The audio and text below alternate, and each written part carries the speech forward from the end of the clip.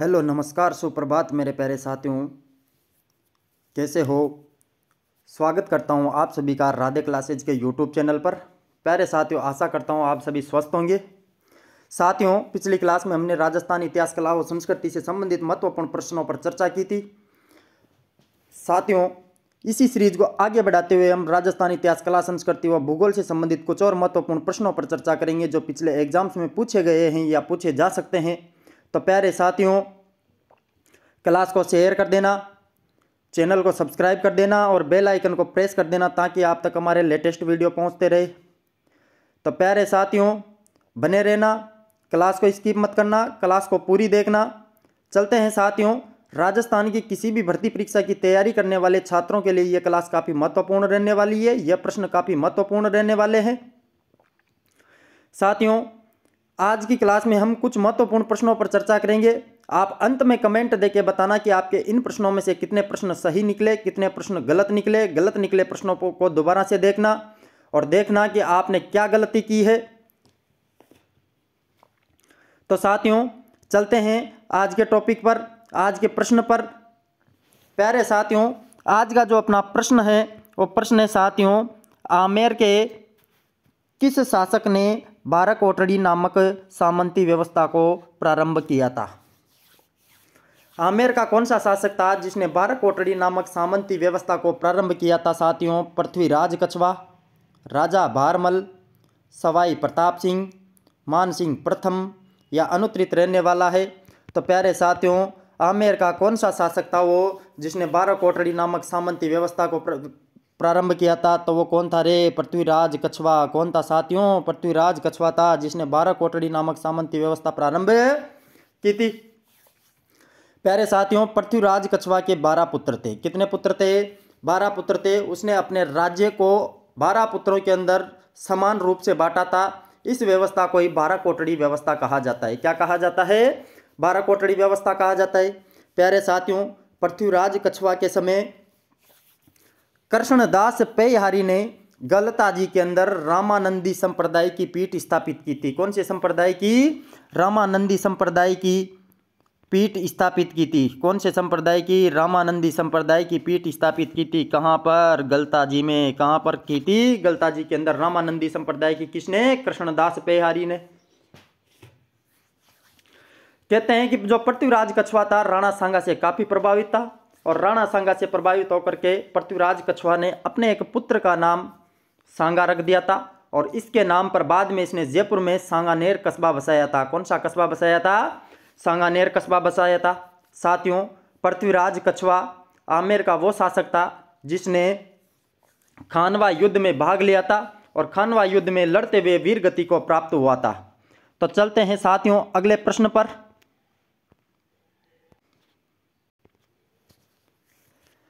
मेवाड़ में सर्वप्रथम नौकरशाही का गठन किस शासक ने किया था? अरे, मेवाड़ में सर्वप्रथम नौकरशाही का गठन करने वाला शासक कौन था साथियों? रावल जैत्र सिंह, राणा हमीर, अल्लट, नरवाहन या अनुत्तरित रहेगा।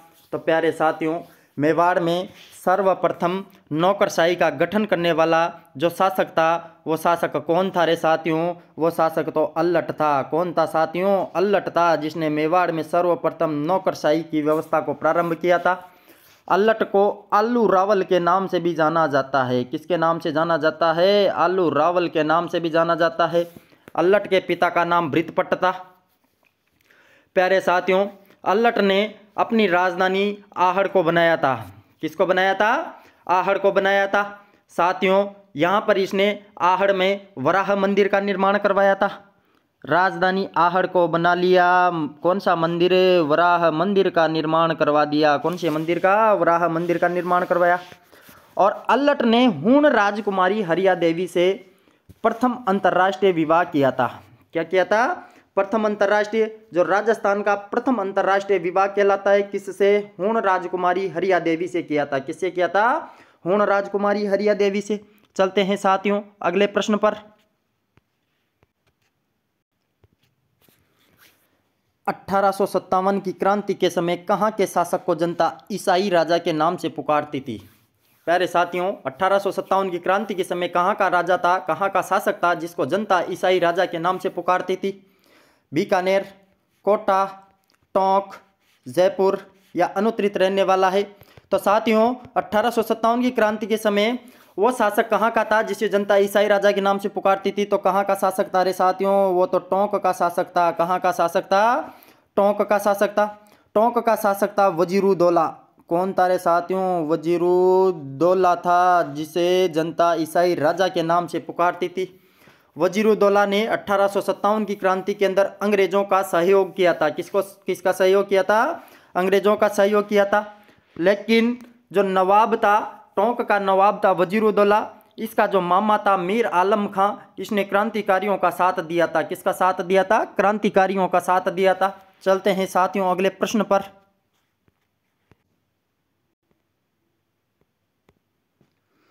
अलाउद्दीन खिलजी के जालौर पर आक्रमण के समय वहां का शासक कौन था? साथियों अलाउद्दीन खिलजी ने जब जालौर पर आक्रमण किया था उस समय वहां का शासक कौन था? कीर्तिपाल, कन्नड़देव, वीरमदेव, चचिकदेव या अनुत्रित? तो साथियों इसका जो राइट आंसर है वो राइट आंसर क्या रहने वाला है? अलाउद्दीन खिलजी का जालौर पर आक्रमण के समय वहाँ का शासक तो कौन था रे? वहाँ का शासक तो कन्नड़देव था। कौन था साथियों? कन्नड़देव था। प्यारे साथियों अलाउद्दीन खिलजी का जो जालौर अभियान था वो जालौर अभियान 1308 में स्टार्ट हुआ था। कब स्टार्ट हुआ था? 1308 में स्टार्ट हुआ था। 1308 के अंदर इसने जालौर दुर्ग की जो कुंजी है सिवाना दुर्ग, कौन सा? सिवाना दुर्ग। सिवाना दुर्ग का जो प्रशासक था वो प्रशासक था शीतल देव। कौन था? शीतल देव। प्यारे साथियों सिवाना दुर्ग पर 1308 में कमालुद्दीन गुर्ग के नेतृत्व में अलाउद्दीन खिलजी ने सेना भेजी थी और 1308 में इसने सिवाना दुर्ग पर अधिकार कर लिया था। और सिवाना दुर्ग पर अधिकार करके इसने इसका नाम खैराबाद रख दिया था। क्या रख दिया था? खैराबाद रख दिया था। बाद में सन 1311 ईस्वी के अंदर इसने जालौर दुर्ग पर आक्रमण किया। कब? 1311 ईस्वी में जालौर दुर्ग पर आक्रमण किया। इस समय यहाँ का शासक कन्नड़देव था। कन्नड़देव का पुत्र वीरमदेव था। कहते हैं यहाँ पर अलाउद्दीन खिलजी ने कूटनीति के तहत जालौर के एक सेनापति था दैया बीका को अपनी तरफ मिला लिया था और जालौर दुर्ग इसके सहयोग से जालौर दुर्ग पर अधिकार कर लिया था। कहते हैं इस युद्ध के अंदर कन्नड़देव और वीरमदेव के नेतृत्व में जो वीर पुरुष थे वो वीर गति को प्राप्त हुए। और साथियों यहाँ पर महिलाओं ने जोहर किया था। साथियों अलाउद्दीन जो खिलजी था, अलाउद्दीन खिलजी ने जालौर पर अधिकार करके इसका नाम जलालाबाद रख दिया था। क्या रख दिया था? जलालाबाद रख दिया था। प्यारे साथियों इस युद्ध की जो जानकारी है, इस युद्ध की जानकारी हमें पद्मनाभ का ग्रंथ है कन्नड़देव प्रबंध और वीरमदेव सोनग्रारी बात में मिलता है। कौन से में मिलता है? कन्नड़देव प्रबंध व वीरमदेव सोनग्रारी बात में मिलता है। चलते हैं साथियों अगले प्रश्न पर। निम्न में से लौह युगीन सभ्यता का उदाहरण नहीं है। निम्न में से लौह युगीन सभ्यता का उदाहरण नहीं है। कौन सा नहीं है? बेराट, नौह, रेड, गिलोंड या अनुत्तरित रहने वाला है। तो प्यारे साथियों इनमें से कौन सी थी जो लौह युगीन सभ्यता नहीं थी? तो प्यारे साथियों ऑप्शन क्या आ जाएगा? ऑप्शन नंबर 4 आ जाएगा। ऑप्शन नंबर 4 जो गिलुंड है, गिलुंड तो लौह युगीन सभ्यता न हो करके कौन सी सभ्यता है? ताम्र युगीन सभ्यता है। कौन सी सभ्यता है? ताम्र युगीन सभ्यता है। साथियों गिलुंड तो जो राजसमंद में स्थित है और बनास नदी के तट पर स्थित है। कौन सी नदी के तट पर स्थित है? बनास नदी के तट पर। साथियों ऑप्शन है अपने बेराट। बेराट जो जयपुर के अंदर स्थित है, बाणगंगा नदी के किनारे स्थित है। यह एक लौह युगीन स्थल है। कैसा स्थल है रे साथियों? लौह युगीन स्थल है। कैसा स्थल है? लौह युगीन स्थल है। बेराट जिसे प्राचीन समय में विराट नगर के नाम से जाना जाता था, मत्स्य जनपद की राजधानी था। किसकी राजधानी था? मत्स्य जनपद की। दूसरा स्थान है नौहब्रतपुर। दूसरा स्थान कौन सा है? नौहब्रतपुर। यहाँ से जो मृदभांड प्राप्त हुए थे वो लाल व काले रंग के थे। कैसे मृदभांड थे? लाल व काले रंग के थे। तीसरा जो है रेड जो टोंक में स्थित है, इसे प्राचीन भारत का टाटा नगर भी कहा जाता है। कहते हैं यहाँ से उत्खनन में बड़ी मात्रा में लोहे की सामग्री प्राप्त हुई थी। क्या प्राप्त हुई थी? लोहे की सामग्री या लोहे के उपकरण प्राप्त होने के कारण इसे प्राचीन भारत का टाटा नगर भी कहा जाता है। क्या कहा जाता है? प्राचीन भारत का टाटा नगर। चलते हैं साथियों अगले प्रश्न पर। राजपुताना यूनियन नामक संघ बनाने का प्रयास किस शासक द्वारा किया गया? अरे राजपुताना यूनियन बनाने का जो संघ था, इस संघ बनाने का प्रयास किस शासक द्वारा किया गया था? महाराजा भूपाल सिंह, लक्ष्मण सिंह, भीम सिंह, चंद्रवीर सिंह या अनुत्रित रहने वाला है? तो प्यारे साथियों, इसका जो राइट आंसर है, राइट आंसर क्या रहने वाला है? राजपुताना यूनियन नामक संघ बनाने का प्रयास किस शासक द्वारा किया गया था? तो शासक कौन था रे साथियों? वो शासक तो महाराजा भूपाल सिंह थे। कौन थे? मेवाड़ महाराणा महाराजा भूपाल सिंह थे। मेवाड़ महाराणा भूपाल सिंह थे जिन्होंने राजपूताना संघ बनाने का प्रयास किया था। कहते हैं जो डूंगरपुर शासक था लक्ष्मण सिंह ने डूंगरपुर, बांसवाड़ा वो प्रतापगढ़ को मिलाकर के कौन सा संघ बनाने का प्रयास किया था? वागड़ संघ बनाने का प्रयास किया था। कौन सा संघ बनाने का प्रयास किया था? वागड़ संघ बनाने का प्रयास किया था। प्यारे साथियों, जबकि कोटा महाराव जो भीम सिंह थे, भीम सिंह ने कोटा, बूंदी और झालावाड़ को मिलाकर के कौन सा संघ? हाड़ौती संघ बनाने का प्रयास किया था। कौन सा संघ बनाने का प्रयास किया था? हाड़ौती संघ बनाने का प्रयास किया था। चलते हैं साथियों अगले प्रश्न पर।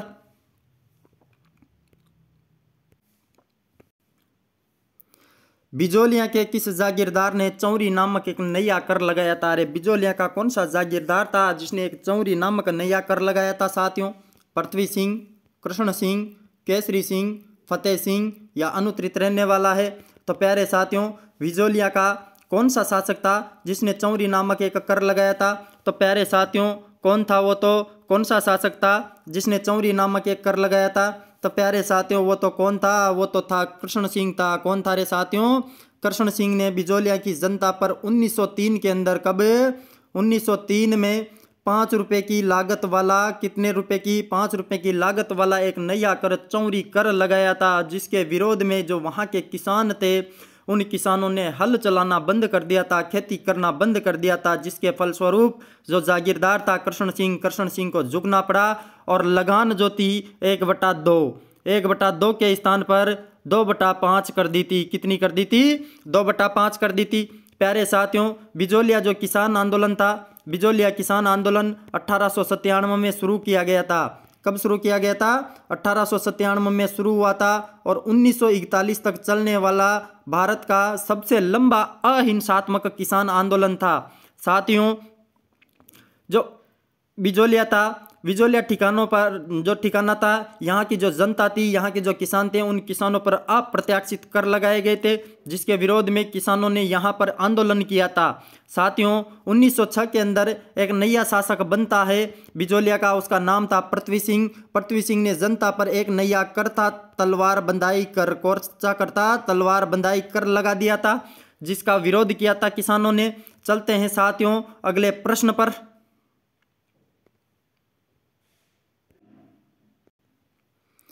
राजस्थान में दानचंद चोपड़ा की हवेली कहाँ स्थित है? साथियों, राजस्थान में जो दानचंद चोपड़ा की हवेली है, वो हवेली कहाँ पे स्थित है? बीकानेर, जैसलमेर, सुजानगढ़ या किशनगढ़ या अनुत्तरित रहने वाला है? तो प्यारे साथियों, इसका जो राइट आंसर है, वो राइट आंसर क्या रहने वाला है? राजस्थान में दानचंद चोपड़ा की हवेली कहाँ पे स्थित है? अरे राजस्थान में दानचंद चोपड़ा की हवेली तो कहाँ पे स्थित है साथियों? सुजानगढ़ में स्थित है। कहाँ पे स्थित है? सुजानगढ़ के अंदर राजस्थान में दानचंद चोपड़ा की हवेली स्थित है। प्यारे साथियों, सुजानगढ़ जो चूरू के अंदर स्थित है, कहाँ पे स्थित है? चूरू के अंदर स्थित है। यहाँ पर दानचंद चोपड़ा की हवेली स्थित है।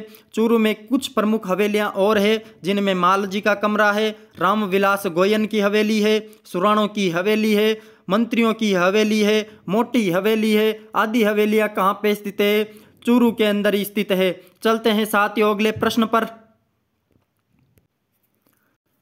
प्यारे साथियों, आज की क्लास में हम राजस्थान इतिहास, कला, संस्कृति व भूगोल से संबंधित कुछ महत्वपूर्ण प्रश्नों पर चर्चा कर रहे हैं। प्यारे साथियों, आज की क्लास में हम काफ़ी शानदार प्रश्नों को लेकर के आए हैं। ऐसे प्रश्न लेकर के आए हैं जो एग्जाम में पूछे जा सकते हैं या एग्जाम में पूछे गए हैं। तो प्यारे साथियों, क्लास को पूरी देखना है। तो चलते हैं साथियों अगले प्रश्न पर। अगला प्रश्न है अपना, किराड़ू का मंदिर के संबंध में कौन सा कथन असत्य है? किराड़ू जो मंदिर है, मंदिरों के संबंध में कौन सा कथन असत्य है साथियों? द्रविड़ शैली में निर्मित यह मंदिर नाकोड़ा, बाड़मेर में है। दूसरा है यहाँ पर कुल 5 मंदिरों का समूह है। तीसरा है राजस्थान का खजुराहो कहते हैं। और यहाँ का जो सबसे प्रमुख मंदिर है वो मंदिर सोमेश्वर मंदिर है या अनुत्तरित रहने वाला है। तो साथियों बताना आपके इसका राइट आंसर है। राइट आंसर क्या रहेगा? किराड़ू के मंदिर के संबंध में कौन सा कथन असत्य है? तो साथियों किराड़ू के मंदिर के संबंध में कौन सा कथन असत्य है? किराड़ू के मंदिर के संबंध में तो पहला जो ऑप्शन है, द्रविड़ शैली में निर्मित यह मंदिर नाकोड़ा बाड़मेर में है, यह कथन असत्य है। कौन सा कथन है?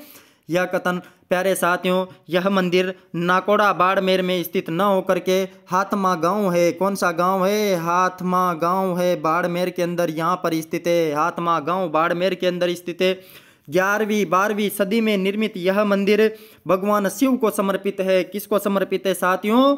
भगवान शिव को समर्पित है। यह मंदिर महामारू शैली में बना हुआ है। कौन सी शैली में? महामारू शैली में बना हुआ है। महामारू शैली में निर्मित है यह मंदिर। तो प्यारे साथियों इस मंदिर को राजस्थान का खजुराहो भी कहा जाता है, मूर्तियों का अजायब घर भी कहा जाता है। यहाँ का जो सबसे प्रमुख मंदिर है वो सबसे प्रमुख मंदिर तो सोमेश्वर मंदिर है। कौन सा मंदिर है साथियों? सोमेश्वर मंदिर है। चलते हैं साथियों अगले प्रश्न पर। निम्न में से किस देवी का गीत सबसे लंबा है? अरे निम्न में से कौन सी देवी है जिसका गीत सबसे लंबा है साथियों? जीण माता, रानी सती, अर्बुदा देवी, दधिमती माता या अनुत्तरित रहने वाला है? तो प्यारे साथियों कौन सी देवी है जिसका गीत सबसे लंबा है? तो प्यारे साथियों वो तो कौन सी देवी है? वो देवी तो जीण माता है रे साथियों। कौन सी माता है? जीण माता। जीण माता का गीत लोक देवियों में सबसे लंबा है। जीण माता का जन्म तो गांगू गांव में हुआ था। कौन से गांव में हुआ था? गांगू गांव में हुआ था। गांगू गांव जो चूरू के अंदर स्थित है, चूरू के अंदर हुआ था। प्यारे साथियों बचपन का नाम इनका जयवंती बाई या जेवण बाई था। कौन सी बाई था? जयवंती बाई या जेवण बाई था। प्यारे साथियों जीण माता को तो ब्राह्मरी देवी के नाम से भी जाना जाता है। कौन सी देवी के नाम से? ब्राह्मरी देवी के नाम से भी जाना जाता है। प्यारे साथियों जीण माता का जो मंदिर है वो मंदिर रेवासा सीकर के अंदर हर्ष की पहाड़ी पर स्थित है। कौन सी पहाड़ी पर स्थित है रे साथियों? हर्ष की पहाड़ी पर स्थित है। जीण माता का जो मंदिर है, मंदिर का निर्माण तो राजा हट्टड़ ने करवाया था। किसने करवाया था? राजा हट्टड़ ने करवाया था। राजा हट्टड़ द्वारा करवाया गया था। प्यारे साथियों जीण माता चौहान राजपूतों की तो कुल देवी है। वह मीणा जनजाति की आराध्य देवी भी मानी जाती है। सभी जो लोक देवियां हैं इन सभी लोक देवियों के अंदर जीण माता का जो गीत है, जीण माता का गीत सबसे लंबा गीत माना जाता है। प्यारे साथियों जीण माता का जो मेला है वो प्रतिवर्ष नवरात्रों के अंदर आयोजित किया जाता है। कब किया जाता है? नवरात्रों में। चलते हैं साथियों अगले प्रश्न पर। कन्हैया लाल सेठिया को किस रचना के कारण साहित्य अकादमी पुरस्कार मिला था? अरे कन्हैया लाल सेठिया को किस रचना के कारण साहित्य अकादमी पुरस्कार मिला था साथियों? लील टांस, मेरा युग, धरती दोरारी, दर कूचा दर मजला या अनुत्तरित? तो साथियों इसका जो राइट आंसर है वो राइट आंसर क्या रहने वाला है? कन्हैया लाल सेठिया को किस रचना के कारण साहित्य अकादमी पुरस्कार मिला था? तो कौन सी रचना थी वो तो लील टांस थी। कौन सी थी रे साथियों? लील टांस रचना के कारण कन्हैया लाल सेठिया को कौन सा साहित्य अकादमी पुरस्कार मिला था? अरे कन्हैया लाल सेठिया का जन्म तो 1919 के अंदर सुजानगढ़ चूरू के अंदर हुआ था। कहाँ पे हुआ था? सुजानगढ़ चूरू के अंदर 1919 के अंदर हुआ था साथियों। प्यारे साथियों इनकी कुछ प्रमुख रचनाएं हैं जिनमें पाथल पीथल, धरती दोरारी, लील टांस, काको रोड रो, हल्दी घाटी, मिंजर, हेमाणी, मायड़ रोहेलो, ये जो आदि रचनाएं हैं ये आदि रचनाएं किसकी है? कन्हैया लाल सेठिया की है। प्यारे साथियों लील टांस के लिए तो सन 1976 में कब? 1976 के अंदर साहित्य अकादमी पुरस्कार दिया गया था। कब दिया गया था? 1976 में। चलते हैं साथियों अगले प्रश्न पर। निम्न में से कौन सी बोली जयपुर क्षेत्र में नहीं बोली जाती? अरे कौन सी बोली है जो जयपुर क्षेत्र के अंदर नहीं बोली जाती? ढूंढाड़ी, खेराड़ी, राजावाटी, कोठेड़ी या अनुत्तरित रहने वाला है? तो प्यारे साथियों कौन सी बोली है जो जयपुर क्षेत्र के अंदर नहीं बोली जाती? प्यारे साथियों जो इनमें से वो बोली तो कौन सी है रे? वो बोली तो खेराड़ी है। कौन सी है? प्यारे साथियों खेराड़ी बोली है जो जयपुर क्षेत्र में न बोल करके यह बोली तो ढूंढाड़ी, मेवाड़ी और हाड़ौती का मिश्रण है। और खेराड़ी जो बोली है मूलतः शाहपुरा क्षेत्र जो भीलवाड़ा के अंदर है। शाहपुरा क्षेत्र जो भीलवाड़ा में स्थित है, इस क्षेत्र के अंदर कौन सी बोली बोली जाती है? खेराड़ी बोली बोली जाती है साथियों। प्यारे साथियों, ढूंढाड़ी की जो कुछ उपबोलियां हैं उन उपबोलियों के अंदर तोरा वाटी आती है, राजा वाटी आती है, काठेड़ी आती है, प्यारे साथियों चौरासी आती है। ये कुछ ढूंढाड़ी की उपबोलियां हैं। प्यारे साथियों, चलते हैं अगले प्रश्न पर। भवाई लोक नाट्य के संदर्भ में कौन सा कथन असत्य है? प्यारे साथियों, भवाई जो लोक नाट्य है इसके संदर्भ में कौन सा कथन असत्य है? यह मूलतः गुजरात का लोक नाट्य है। यह लोक नाट्य भवाई जाति के लोगों द्वारा किया जाता है। यह एक व्यावसायिक लोक नाट्य है। भवाई नाट्य के प्रवर्तक उदयपुर के सांगीलाल सांगड़िया है या अनुत्तरित रहने वाला है। तो प्यारे साथियों, इसका जो राइट आंसर है वो राइट आंसर क्या रहने वाला है? अरे भवाई लोक नाट्य के संदर्भ में कौन सा कथन असत्य है? तो प्यारे साथियों, इसका कौन सा कथन? ऑप्शन नंबर जो 4 है। भवाई नाट्य के जो प्रवर्तक है वो प्रवर्तक उदयपुर के सांगीलाल सांगड़िया है। यह तो असत्य कथन है प्यारे साथियों, क्योंकि भवाई नाट्य का प्रवर्तक तो नागोजी जाट है। कौन से है? नागोजी जाट है। भवाई नाट्य के जो प्रवर्तक है वो प्रवर्तक तो कौन है साथियों? नागोजी जाट। कौन से हैं? नागोजी जाट है भवाई नाट्य के। जबकि जो भवाई नाट्य है इस भवाई नाट्य के प्रसिद्ध कलाकार है सांगीलाल सांगड़िया। कौन है? प्रसिद्ध कलाकार है। यह एक व्यावसायिक लोक नाट्य है, भवाई जाति के लोगों द्वारा किया जाता है और मूलतः गुजरात का लोक नाट्य है। चलते हैं साथियों अगले प्रश्न पर। साथियों, अगला प्रश्न है, अरावली पर्वतीय प्रदेश की विभिन्न श्रेणियों को आरोही क्रम में व्यवस्थित कीजिए। आरोही मतलब बढ़ते हुए क्रम में व्यवस्थित करना है। सज्जनगढ़, तारागढ़, दिलवाड़ा, शेर या तारागढ़, सज्जनगढ़, दिलवाड़ा, शेर या तारागढ़, सज्जनगढ़, शेर, दिलवाड़ा या सज्जनगढ़, तारागढ़, शेर, दिलवाड़ा या अनुत्तरित रहने वाला है। तो प्यारे साथियों, इसका जो राइट आंसर है, राइट आंसर क्या रहेगा साथियों?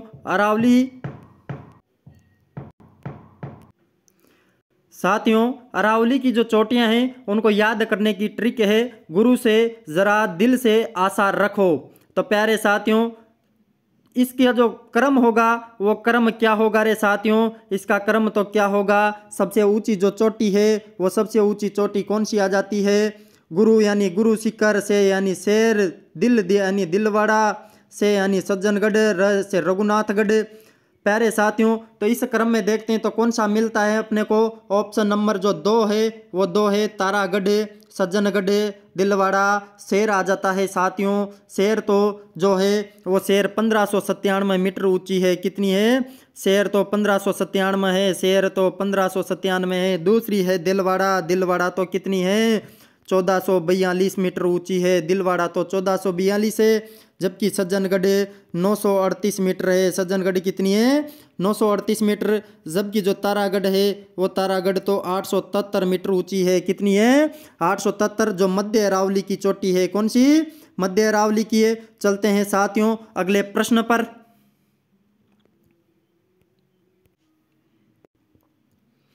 राजस्थान में सर्वश्रेष्ठ खाद्य नमक किस झील से प्राप्त होता है? राजस्थान में जो सर्वश्रेष्ठ जो खाने लायक नमक है कौन सी झील से प्राप्त होता है साथियों? सांबर, पचपदरा, डीडवाना, लूणकरणसर या अनुत्तरित रहने वाला है। तो साथियों, राजस्थान में जो सर्वश्रेष्ठ खाद्य नमक है वो खाद्य नमक कौन सी झील से प्राप्त होता है? तो कौन सी झील आ जाएगा? ऑप्शन आ जाएगा रे साथियों, पचपदरा झील। कौन सी झील आ जाएगा? पचपदरा झील आ जाएगा, जिसके अंदर सर्वश्रेष्ठ खाद्य नमक प्राप्त होता है। कहते हैं कि यहाँ पे जो पचपदरा झील है यहाँ पर खारवाल जाति के जो लोग हैं वो मोरली झाड़ी की जो टहनियाँ हैं, इन मोरली झाड़ी की टहनियों से नमक के स्फटिक बनाते हैं। क्या बनाते हैं? नमक के स्फटिक बनाते हैं, जो नमक खाने में सर्वश्रेष्ठ नमक है। डीडवाना जो झील है, डीडवाना झील के अंदर तो सोडियम सल्फेट की मात्रा अधिक पाई जाती है। किसकी मात्रा? सोडियम सल्फेट की मात्रा अधिक पाने के कारण यह तो खाने योग्य नहीं है। यह तो खाने योग्य नहीं है। चलते हैं साथियों अगले प्रश्न पर। साथियों अगला प्रश्न है, राजस्थान की जनसंख्या 2011 के संदर्भ में निम्न में से कौन सा युग्म असुमेलित है। राजस्थान की जो जनसंख्या थी 2011, इसके संदर्भ में कौन सा कथन असुमेलित है। साथियों, सर्वाधिक लिंगानुपात वाला जिला डूंगरपुर, न्यूनतम लिंगानुपात वाला जिला धौलपुर, सर्वाधिक शिशु लिंगानुपात वाला जिला बांसवाड़ा, न्यूनतम शिशु लिंगानुपात वाला जिला प्रतापगढ़ या अनुत्तरित रहने वाला है। तो साथियों इसका जो राइट आंसर है वो राइट आंसर क्या रहने वाला है। साथियों इसका राइट आंसर तो ऑप्शन नंबर 4 न्यूनतम शिशु लिंगानुपात वाला जिला जो है प्रतापगढ़ न होकर के कौन सा है।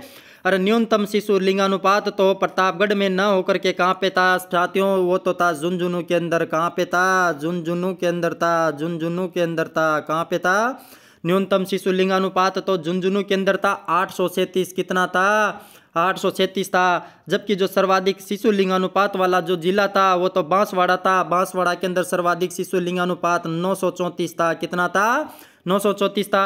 जबकि जो सर्वाधिक लिंगानुपात है वो सर्वाधिक लिंगानुपात डूंगरपुर के अंदर 994 था। कितना था, 994 था प्यारे साथियों। जबकि जो न्यूनतम लिंगानुपात है वो न्यूनतम लिंगानुपात वाला जिला धौलपुर था। धौलपुर के अंदर कितना था, 846 था। धौलपुर के अंदर तो 846 लिंगानुपात था। चलते हैं साथियों अगले प्रश्न पर। राज्य में सफेद सीमेंट का कारखाना कहाँ स्थित है। साथियों प्रश्न है, राज्य में जो सफेद सीमेंट है, सफेद सीमेंट का कारखाना कहाँ पे है।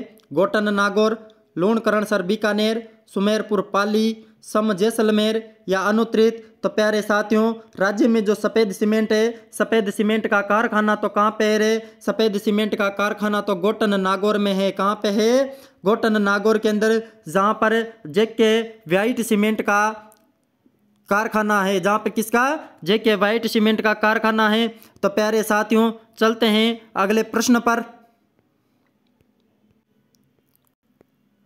ग्रीष्म ऋतु की वह घटना जो तापमान को कम करती है कहलाती है। अरे ग्रीष्म ऋतु की वह घटना जो तापमान को कम करती है क्या कहलाती है साथियों। लू कहलाती है, आंधी कहलाती है, मावठ कहलाती है, बबूलिया कहलाती है या अनुत्तरित रहने वाला है। तो साथियों इसका जो आंसर है वो आंसर क्या रहने वाला है।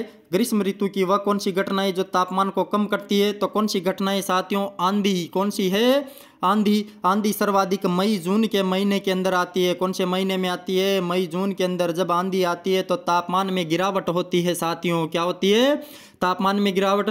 राजस्थान में जो सर्वाधिक आंधियाँ है वो सर्वाधिक आंधियाँ श्री गंगानगर जिले के अंदर आती है। जबकि जो न्यूनतम आंधियाँ है वो झालावाड़ जिले के अंदर आती है। कौन से जिले में आती है, झालावाड़ जिले में। अरे लू ग्रीष्म ऋतु के अंदर जो गर्म हवाएं चलती है उन गर्म हवाओं को लू कहा जाता है। क्या कहा जाता है, लू कहा जाता है। जबकि मावठ तो सर्दी ऋतु के अंदर भूमध्य सागरीय चक्रवातों के कारण होने वाली वर्षा को क्या कहा जाता है, मावठ कहा जाता है। जबकि जो बबूलिया है वो बबूलिया क्या है, थार के रेगिस्तान में जब अचानक से वायु के कुछ चक्रवात उठने लगते हैं उनको स्थानीय भाषा में क्या कहा जाता है, बबूलिया कहा जाता है। क्या कहा जाता है साथियों, बबूलिया कहा जाता है। चलते हैं साथियों अगले प्रश्न पर। साथियों प्रश्न है अगला, उत्तरलाई सैन्य हवाई अड्डा कौन से जिले में स्थित है। उत्तरलाई जो सैन्य हवाई अड्डा है कौन से जिले के अंदर स्थित है। बीकानेर, बाड़मेर, जैसलमेर, श्रीगंगानगर या अनुत्तरित रहने वाला है। तो साथियों इसका जो राइट आंसर है वो राइट आंसर क्या रहने वाला है, उत्तरलाई सैन्य हवाई अड्डा तो कौन से जिले में है। उत्तरलाई हवाई अड्डा तो बाड़मेर के अंदर स्थित है। कहाँ पे स्थित है साथियों, बाड़मेर के अंदर स्थित है। उत्तरलाई हवाई अड्डा तो बाड़मेर के अंदर स्थित है। बीकानेर के अंदर तो नाल हवाई अड्डा है। कौन सा हवाई अड्डा है साथियों, नाल हवाई अड्डा बीकानेर के अंदर है। जबकि जैसलमेर के अंदर जैसलमेर हवाई अड्डा है। गंगानगर के अंदर सूरतगढ़ हवाई अड्डा है। कौन सा हवाई अड्डा है, सूरतगढ़ हवाई अड्डा है। तो प्यारे साथियों आज की क्लास में हमने राजस्थान इतिहास, कला, संस्कृति व भूगोल से संबंधित महत्वपूर्ण प्रश्नों पर चर्चा की। साथियों आप कमेंट दे के बताना आपके इन प्रश्नों में से कितने प्रश्न सही निकले, कितने प्रश्न गलत निकले। साथियों गलत हुए प्रश्नों को दोबारा से देखना, क्लास को दोबारा से देखना, आपने कौन सी गलती की जिस कारण से आपका प्रश्न गलत हुआ। प्यारे साथियों राजस्थान के आगामी कुछ समय में कई भर्तियां आने वाली है या कई भर्तियां चल रही है, उनके लिए यह प्रश्न काफी महत्वपूर्ण रहने वाले हैं। तो प्यारे साथियों गलती मत करना, क्लास को पूरी देखना है। और यदि आपने अभी तक हमारे चैनल को सब्सक्राइब नहीं किया हो तो चैनल को सब्सक्राइब कर देना। और यदि आपको क्लास अच्छी लगी हो तो क्लास को शेयर करना। धन्यवाद।